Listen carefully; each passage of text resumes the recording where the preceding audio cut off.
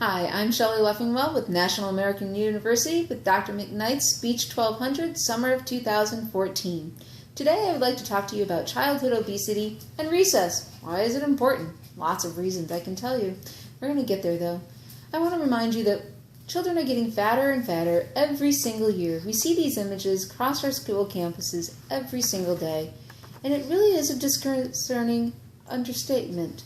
We have children that are tripled in obesity in the last 30 years, with 1 in 6 children being obese and 1 in 3 children being overweight, with some of the most malnutrition children in the world. Why? Because we keep giving them prepackaged stuff that they shouldn't have? What happened to the fruit and vegetables of life? What happened to getting out there and running around and playing?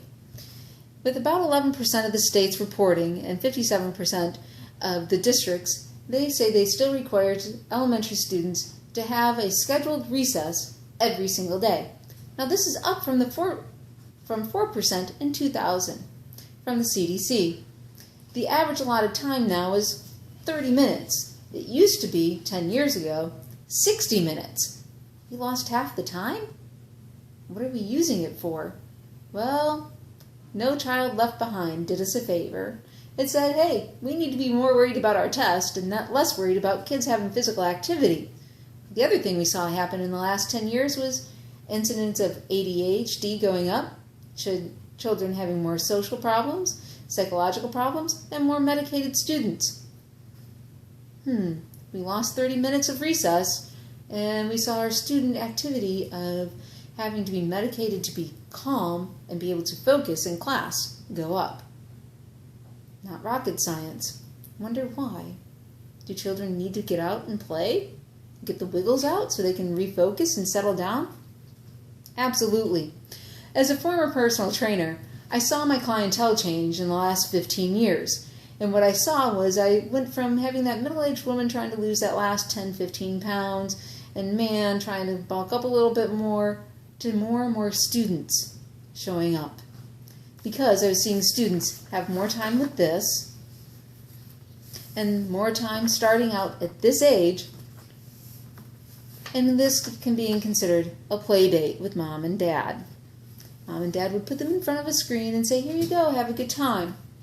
Well, so what I tried to remind my students and what I tried to remind parents was, get out there and play. Go play tag. Teach them how to play basketball. Throw the ball around. Go for a bike ride. Have fun.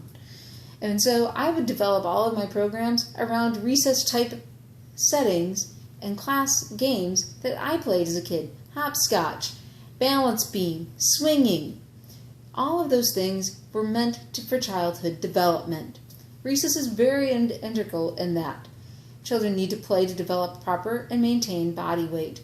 That also helps them have some cognitive resolutions as well. Now I've given you some terms about what is obese and what is morbid, what is overweight. Well, I'm going to tell you. Overweight is somebody that is 10 to 20% over their ideal as regulated by the federal government.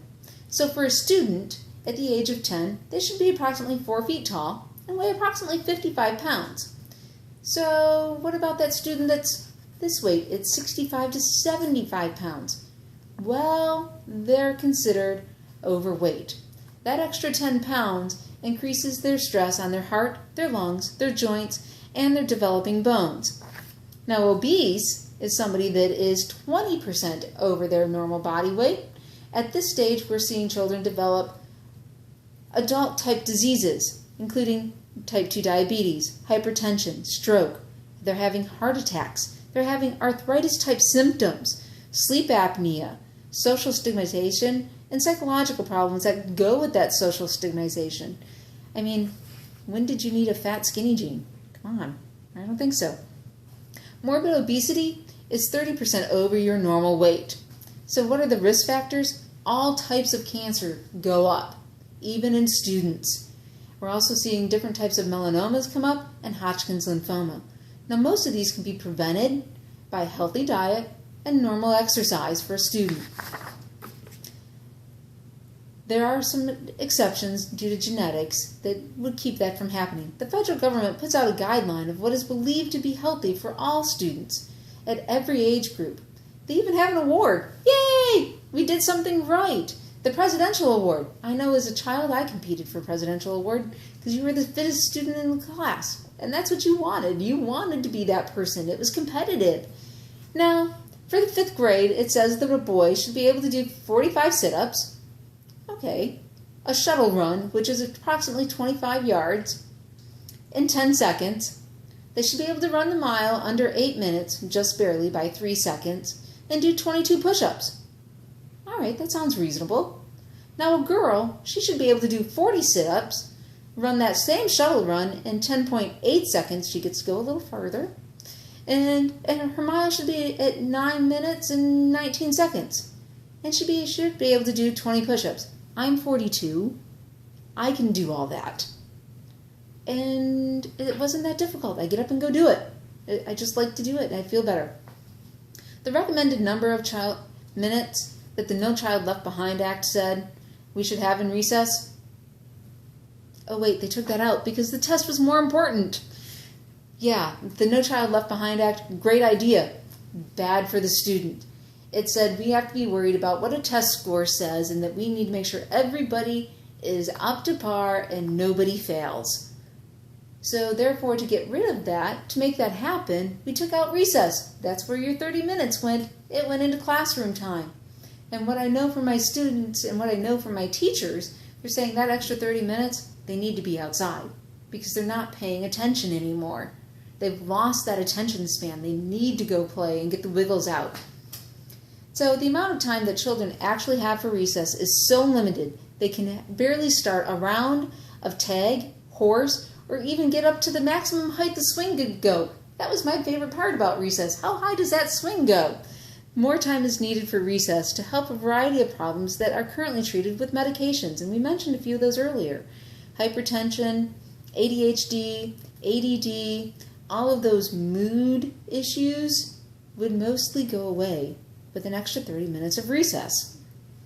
The length of time of recess used to be at 60 minutes. There was a morning recess at 15 minutes, a lunchtime recess, which we all loved, for 30 minutes, and then an afternoon one for another 15 minutes. And it was just enough time to get out, run a couple laps around outside, and get back inside and pay attention again. The amount of time is important for physical response as well. It increases your heart rate, which burns more calories, so you have more fat. 25 minutes of play at an aerobic state actually helps us have more oxygen going to the brain, so therefore we have more cognitive reasoning. 20 minutes of play also helps build muscle memory, it tones the muscle, and builds muscle that is healthy for the body. It also helps our cognitive responses. Social skills that are learned through play, we learn to negotiate our own arguments, pick a side, have an opinion, and make sure that it's okay. We make friends when we're out there. We're not looking for our adults to tell us who should be our friend and who shouldn't. We play with whoever gets along with us the best, right? Some academic things are also learned. We learn to count. We count off by numbers to pick who's going to be on what team. We learn to divide up into groups. We learn to stand in line. We actually solve our own problems of, hey, I need to get from the swing over to the merry-go-round as fast as possible. What's the best way to get there? We decisively negotiate. What games are we going to play? Are we playing hopscotch, jump rope, tag, horse? What are we playing? We can make those decisions and somebody's not telling us what to do. Imagine that. So there are some important things that are about recess, and that's why we should have it. It also creates our own creativity. What? I have 1 ball, 5 friends. What do I want to play? Well, I really don't want to play basketball anymore, and I'm tired of horse, so let's create our own game. Why not? And we do that. We make our own rules and keep going. It allows for logical reasoning to be reinforced through play as well. Because we can say, well, this is why I think we should do this, and you can stand up here and go, yeah, you're right, that's why we should. And everybody agrees with you and go on. So what I would love to see is that schools are not pressured into performing towards the test. Quit trying to perform for the test. Add that 30 minutes of recess back into your school day, and your test scores will go up. It is a proven fact. They did a study in 2010 that said with more time outside, the tests were better. Parents need to advocate for more time for gym. and recess. They would see their scores rise, and their students would not be as medicated.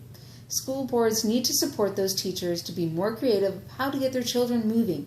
Is it getting up to dance when we're doing a multiplication? Is it getting up to walk around the room and pick out colors and do a Where's Waldo hunt? Whatever it is, we need our students up and moving. That's why recess is important for everyone. Thank you and have a great day.